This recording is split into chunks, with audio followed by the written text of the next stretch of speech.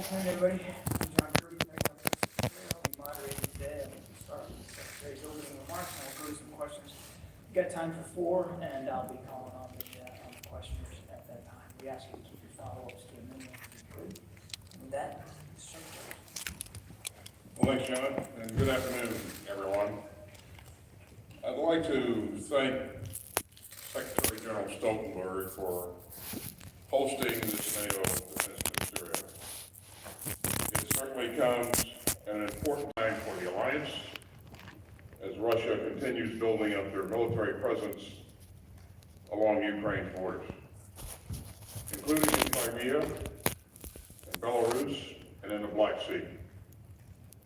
In many ways, this brings Russian troops up to NATO's doorstep. So let me begin today by making clear that America's commitment to NATO and to Article 5 remains ironclad. As President Biden said a couple of days ago, we will, if we must, defend every inch of NATO territory. There's no reason, of course, that it should ever come to this. Just like there's no reason for Russia to again invade Ukraine. Ukraine does not threaten anyone, let alone its Russian neighbors. And yet, that is what Moscow would have us believe. And that is how Mr. Putin continues to justify his assembly of significant combat power. Now, the Russians say that they are withdrawing some of those forces now that exercises are complete, but we don't see that. Quite the contrary, we see them add to the more than 150,000. We see some of those troops inch closer to that border. We see them fly in more combat and support aircraft. We see them sharpen their readiness in the Black Sea. We even see them stocking up their blood supplies.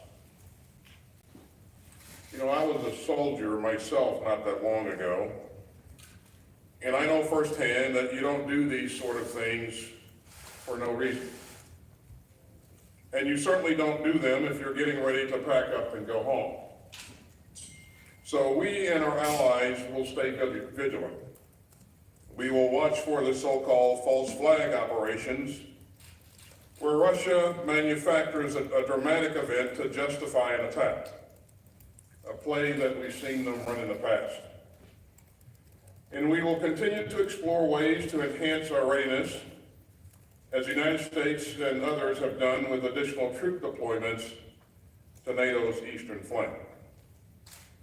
And we will closely match Russian words to Russian deeds, what they say to what they actually do. Of course, one thing that Mr. Putin says he wants to do is to engage in more dialogue. And as we have said all along, we would welcome that. We believe there's still time and space for diplomacy to work. And we are in lockstep with our allies and partners towards that end. A peaceful outcome that respects Ukraine's sovereignty and territorial integrity represents the best outcome for Ukraine, to be sure, but also for Russia and the Russian people. If Mr. Putin is serious about achieving that sort of outcome, he will find in the United States and in this alliance no better or more serious interlocutor. And if he's not, options left on the table. It will be Mr. Putin who will bear the responsibility for the suffering and the immense sacrifice that ensues. You know, I've been doing this for a long time, this business of national security. I joined the United States Army in the middle of the Cold War. And I have served and fought alongside NATO allies for the better part of my adult life. But I can honestly say that I have never seen the alliance more relevant more united, and more resolute than I see it today. Mr. Putin says that he doesn't want a strong NATO on his western flank. He's getting exactly that. I'll soon depart for Poland and then to Lithuania to spend some time with these strong allies who likewise take these obligations seriously. I'll visit with their troops in mind, see their leaders, talk with mine, and talk about how together we can bolster the defense of the alliance.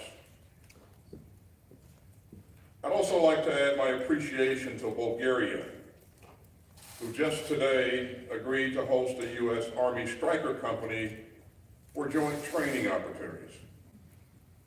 These troops will be departing Germany in the coming days, and they'll help ensure our readiness and our interoperability with Bulgaria as our NATO ally.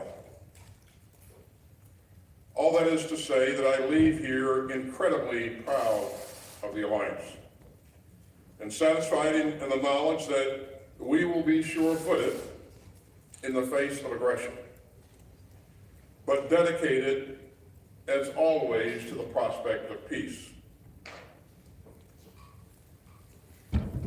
Harry Truman, the American president when NATO was founded,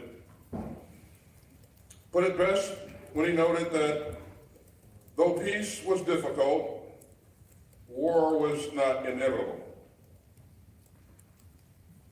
And so it is today.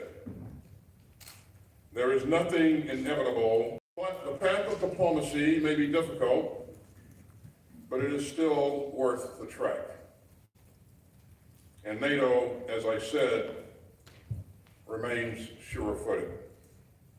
Thank you, and I'll stop there and be happy to take a couple of questions. Okay, our first question will go to Phil Stewart from Reuters.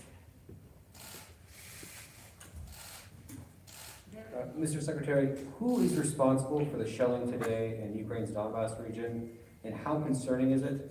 And what are you doing to lower the risk of dangerous and potentially explosive U.S.-Russia interactions, like the close call between aircraft this weekend?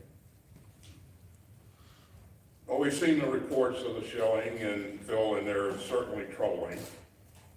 We're still gathering the details. But, you know, we've said for some time that the Russians might do something like this in order to justify a military conflict. So we'll be watching this very closely. And in terms of any potential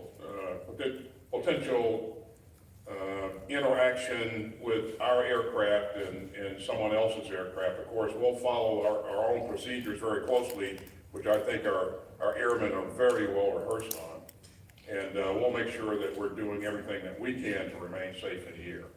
And if we see unsafe acts, we'll certainly demarche the people that are responsible for that. Next question goes to Tina Klein from German radio. Thanks, Mr. Secretary. I understand you have the evidence that there's more troop building rather than troop withdrawal in Russia. At the same time, I hear some skepticism, certainly in the German public debate. How can we trust this? How can we trust American intelligence? What do you suggest to build more public trust? And would you consider at one point to make more evidence you have publicly available? Thank you. Well, you know,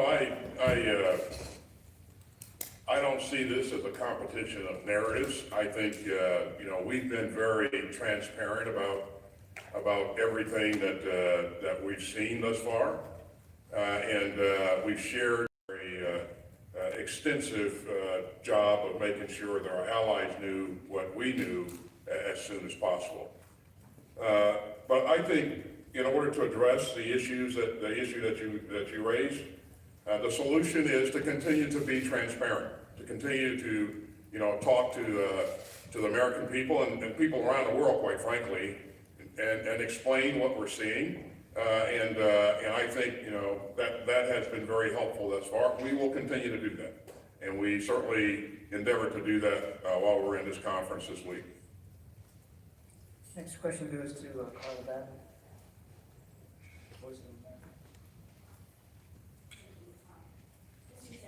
Thank you for doing this. Ukraine is calling this week's cyber attack the largest in the country's history. Can you confirm whether Russia was behind this attack? And President Biden last month said that if something short of an invasion happens, like if Russia continued to use cyber attacks, the U.S. could respond in a similar way with cyber. So has the U.S. responded to the latest attack, and if not, why not? In terms of confirming whether or not this was Russia that was behind this, the intelligence community continues to assess what happened there.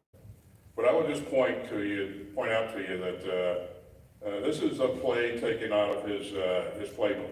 You know, we would expect to see before any attack, we would expect to see cyber attacks, false flag activities, and a number of other things, increasing rhetoric in the information space, and we're beginning to see more and more of that.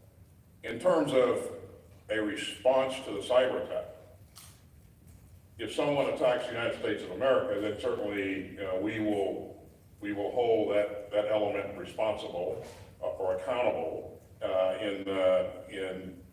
At this point, nobody, we haven't seen, we have not been attacked. NATO elements have not been attacked. So we'll leave it at that. Okay, last question today goes to Natalia Drozdiak from Bloomberg. Where are you, Natalia? There you are. Where are you? I'm here. Thank you, Mr. Secretary, for the question. Parts of Russia's territory, including the Far East. So why do you think Russia feels comfortable enough to leave that border with China undefended? Does this represent a closer alliance between the two? Thank you. Well, certainly I can't speak to the strength of that alliance. What I can say, I'm not sure it infers anything at all. But we did note with alarm China's tacit approval of Putin's activities here in the region. So I'm not sure that we can make any kind of direct inference from what you just raised, but certainly those are things that we'll continue to watch going forward. But I think you raised a very, very interesting and important question. Thanks. Okay, thanks everybody. That concludes today's presser. Appreciate it very much. Thank you.